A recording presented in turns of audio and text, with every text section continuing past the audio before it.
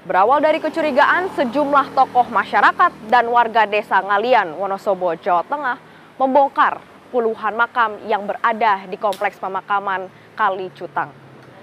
Puluhan pemakaman yang disebut-sebut sebagai makam dari ulama dan juga para wali tersebut terbukti palsu.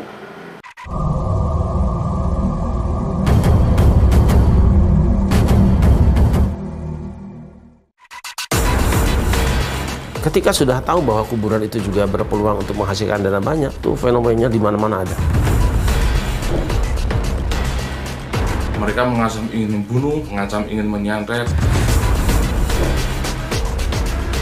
Ternyata rombongan dan dari Banyuwangi itu ziarah di tempat untuk mengembala sapi.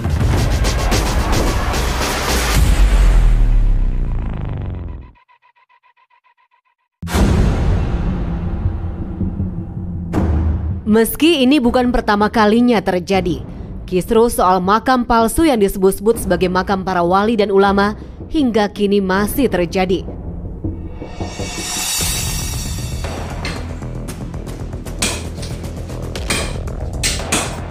Seperti di Wonosobo, Jawa Tengah misalnya. Puluhan makam di area pemakaman Kali Cutang, Desa Ngalian, Kecamatan Wadas Lintang ini dibongkar paksa oleh warga sekitar dan tokoh masyarakat. Nanti mantan iki nutrisine kena kasih masalah. Ora tanggung-tanggung. Makam-makam ini disebut sebagai makam para wali dan ulama. Dimulai dari Dan Muryono di luar Joglo yang sebelah selatan. Iya, bagian jenengan. Dijungkar bagian jenengan. Oh iya. Video. Padahal area lahan seluas kurang lebih 500 meter persegi ini tidak pernah tercatat sebagai tempat pemakaman. Pembongkaran makam palsu di makam keren Pak Alwi. Bongkar. Awal investigasi kami berdasarkan laporan dari masyarakat setempat sekaligus laporan dari pelaku sejarah. Beliau ini menceritakan bahwa yang sekarang menjadi makam abal-abal dulunya adalah lahan kebun, kemudian dibeli oleh Pak Slamet Yono dan dijadikan kolam. Berangsur-angsur kurang dari 2 bulan ternyata sudah ada patok-patok. Patok-patok itu kita foto semua dan sudah ada beberapa nama muncul di situ. Ada yang katanya keturunannya Pangeran Diponegoro, prajuritnya Pangeran Diponegoro, ada yang dari Habaib. Nah, itu kita foto untuk menjadikan bukti.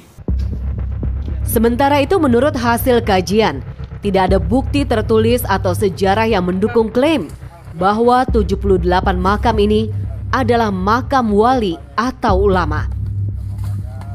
Itu hanya pernyataan sekelompok orang saja yang ingin mencari keuntungan.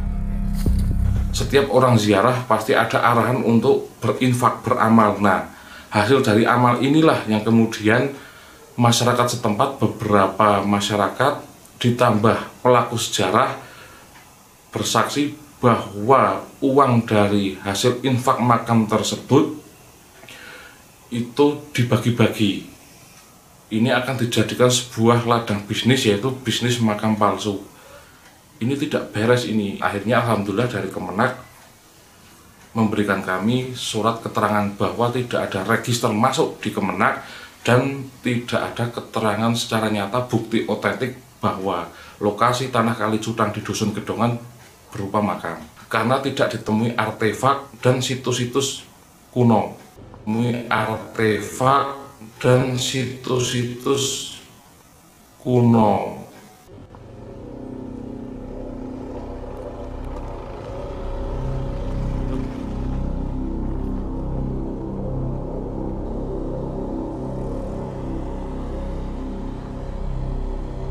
Beginilah suasana makam Kali Cutang setelah dibongkar warga dan tokoh masyarakat Desa Ngalian, Kecamatan Wadas Lintang, Kabupaten Wonosobo.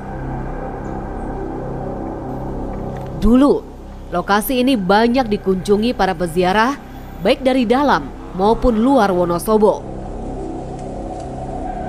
Bahkan tak jarang, komplek pemakaman Kalicutang ini juga kerap dijadikan sebagai tempat pertemuan oleh sekelompok orang. Pada tahun 2023 lalu misalnya, lokasi ini dijadikan sebagai tempat halal bihalal sekaligus pembukaan majelis taklim. Ini adalah pembodohan secara publik dan ini membahayakan mindset masyarakat Indonesia.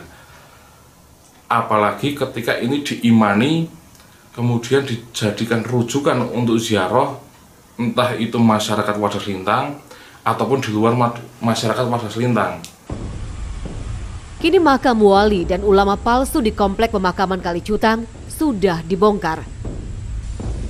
Tak ada lagi orang yang datang untuk berziarah. Namun dampak dari pembongkaran ini cukup serius. Ternyata sekelompok orang yang diduga tidak puas dengan aksi pembongkaran makam ini menebar teror. Mereka mengancam ingin membunuh, mengancam ingin menyantet melalui jalur metafisika, mengancam untuk membunuh keluarga saya. Nah, tapi pada hakikatnya, karena ini adalah berurusan dengan akidah, apapun itu, kami selaku pemegang dokumen akan terus melangkah, terus maju demi menegakkan apa yang dinamakan kebenaran.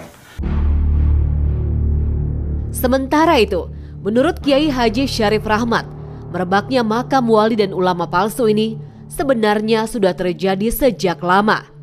Kami sebenarnya supaya tidak dianggap dompleng-dompleng sudah melakukan penelitian tahun 2015. Ini majalah Pada Suka, Padepokan Sunan Kalijaga. Kita sudah melakukan kajian, penelusuran bahkan. Ini ada bukti-buktinya di sini. Saya sampai di Kota Waringin, Kalimantan Tengah, dan beberapa daerah yang lain untuk menelusuri kuburan-kuburan yang dalam tanda petik diduga palsu. Saya sampaikan waktu itu bahwa ada kecurigaan bahwa sejumlah makam itu palsu dan sejarah juga sudah dipalsukan. Mohon para pakar bicara. Saya boleh mengatakan terima kasih, tapi juga mungkin berhak untuk mengatakan ada sedikit yang ya kurang puas. Memang tidak akan pernah puas. Kenapa masalah makam-makam yang kita bicarakan itu tidak diangkat waktu itu?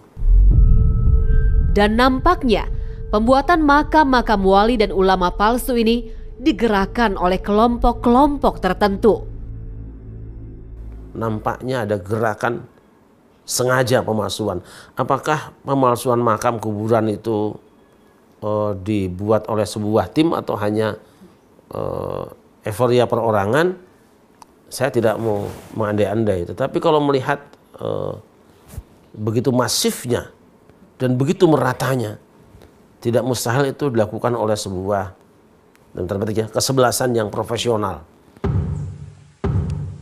Dengan ditutupnya makam Kalicutang di Desa Ngalian, Kecamatan Wadas Lintang, Wonosobo ini, warga diharapkan dapat lebih bijaksana dalam menerima informasi terkait sejarah dan ziarah. Itu dari nol, dulunya dari bambu, masih atapnya pakai duk, sampai sekarang udah terbangun seperti itu. 1000 rumah pun itu tidak ada dari dana desa. Hanya dengan berbekal dari kesaksian salah satu warga, kompleks pemakaman Kalicutang akhirnya dibangun pada tahun 2021 lalu. Biayanya menggunakan hasil uang infak dan juga amal dari para peziarah.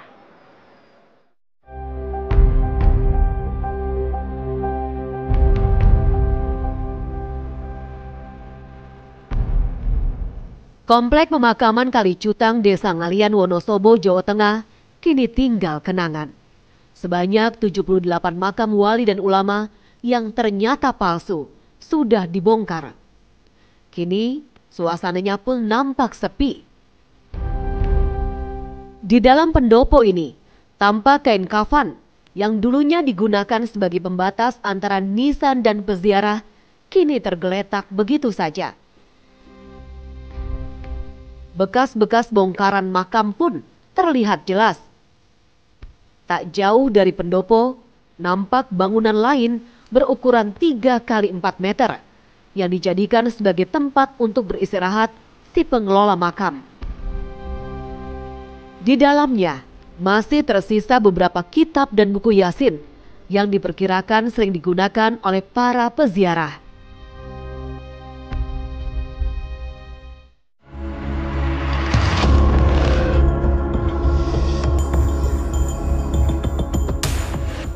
Pria ini adalah mu'alif. Dia adalah orang yang mengelola komplek makam Kali Cutang yang di dalamnya terdapat makam wali dan ulama palsu. Saya juga asli orang sini, kelahiran sini.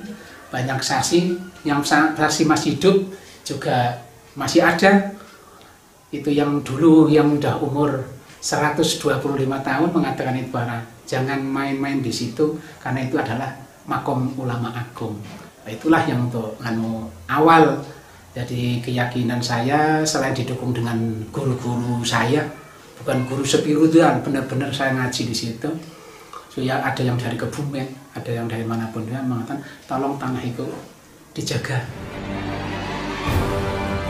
Berbekal surat keterangan dari saksi tersebutlah pada tahun 2021, makam Kali Cutang yang memiliki luas kurang lebih 500 meter persegi mulai dibangun kembali dengan menggunakan dana sukarela dan infak dari para peziarah yang datang. Untuk pembangunan itu dari nol, dulunya dari bambu, masih atapnya pakai duk, sampai sekarang sudah terbangun seperti itu. 1000 rumah pun itu tidak ada dari dana desa. Keyakinan mu'alif akhirnya terpatahkan. Sebanyak 78 makam wali dan ulama yang selama ini ia jaga ternyata palsu alias bodong. Lalu, apa motivasi orang-orang yang telah membuat makam-makam palsu ini? Ketika sudah tahu bahwa kuburan itu juga berpeluang untuk menghasilkan dana banyak, itu fenomenanya di mana-mana ada. Di mana-mana ada. Yang terakhir misalnya di Ciamis sendiri, di kampung saya, kita ada laporan bahwa ada kuburan Syekh gitu, Syekh Dimyati gitu. Saya ke sana, saya telusuri, ternyata itu cuma omong kosong aja. Katanya dapat ada kiai Gus yang dapat mimpi, saya kejar. Mimpinya apa, di mana, berani sumpah enggak? Saya yakin Anda bohong. Setiap peziarah yang datang ke makam-makam yang dikeramatkan sepertinya gampang sekali untuk mengeluarkan uang. Ini semua terjadi karena adanya kesalahpahaman di dalam memahami teks-teks keagamaan. Kan kita tahu dalam agama itu ada ajaran bahwa memang di bumi ini ada beberapa tempat yang diyakini dan memiliki keberkahan. Nah, di antara tempat-tempat yang berkah di mana kalau kita berdoa di sana cenderung diijabah oleh Allah, itu adalah makam para nabi dan para wali, orang-orang soleh. Siapa saja duduk di samping mereka tidak akan merugi, baik hidup maupun mati. Nah, tetapi kemudian keyakinan ini difahami, kemudian dikembangkan dengan rasa sendiri, sehingga pada akhirnya mereka menganggap bahwa kalau mengeluarkan uang di kuburan orang-orang itu bagus gitu loh, lebih mustajab. Nah, ini peluang yang memang orang tidak punya pekerjaan kan, pengen dapat duit banyak juga, ya sudah bikin kotak amal di situ. Ketika tidak ada, maka dia mencari kuburan-kuburan tua atau kejing-kejing tua lah istilahnya kan, kuburan-kuburan tua untuk dijadikan sebagai lahan bisnis kuburan. Di sisi lain, ada fenomena menarik menyoal makam-makam yang dianggap keramat, khususnya di musim politik saat ini, di mana masih banyak orang-orang yang ingin bertarung menjadi pemimpin daerah, pergi ke makam keramat hanya untuk meminta berkahnya. Menjelang pilkada sekarang ini, orang datang di satu pekuburan kan, kita nggak akan nyebut di mana-mana saja. Datang ke kuburan yang sedang haul misalnya, di tempat itu diyakini ada efeknya terhadap pencalonan dia sebagai bupati misalnya, atau sebagai apa saja gitu. Posisi satu jabatan itu sebagian tawar-menawarannya dengan tokoh yang selama ini menjadi pengurus makam. Namanya orang ngurus wali dong, ya kan, sakti gitu toh. Nah, tahu nggak kalau di sini ternyata ada banyak sekali makam-makam? Nggak tahu, karena kan Umi mah di warung terus tiap hari kan jualan. Jadi bahkan baru kali ini yang saya tahu gitu ada makam di sini. Para makam keramat Selain di Wonosobo, Jawa Tengah, pembongkaran makam keramat palsu juga terjadi di wilayah Pelabuhan Ratu, Sukabumi, Jawa Barat. Makam keramat palsu yang berjumlah 41 ini tersebar di sejumlah lokasi di Desa Citepus. Kemarahan warga ini memuncak ketika ada dugaan makam-makam palsu ini dijadikan sebagai tempat perdukunan. Selain membongkar makam, warga dan tokoh masyarakat setempat juga membakar bangunan yang dijadikan sebagai tempat tinggal pengelola makam. Awalnya itu informasinya dari mana, Kang? Sebetulnya ada dari warga, Ya. tapi warga ini tidak berani ya. Ketika dia menelepon, saya berani memberikan diri ke lokasi ini gitu kemarin. Sementara itu menurut Jawi, pembuat makam, dirinya sama sekali tidak pernah melakukan praktik-praktik perdukunan. Jawi mengatakan, makam-makam yang dibuat ini hanya merupakan sebuah petilasan dan dirinya hanya sebatas berziarah ke area ini. Di sini tuh Akang ngapain, Kang? Saya mah cuma jarah doang, Pak. Jarah itu maksudnya? Jarah, Pak, mendoakan ahli kubur dan karuhun. Karuhun. Kita mendoakan ahli kubur, Pak. Karena kita adalah tugas, karena ini sejarah Lebak Cawene. Cuman orang tertentu yang tahu. Tidak semua sejarah diberitakan lewat media ataupun lewat buku sejarah.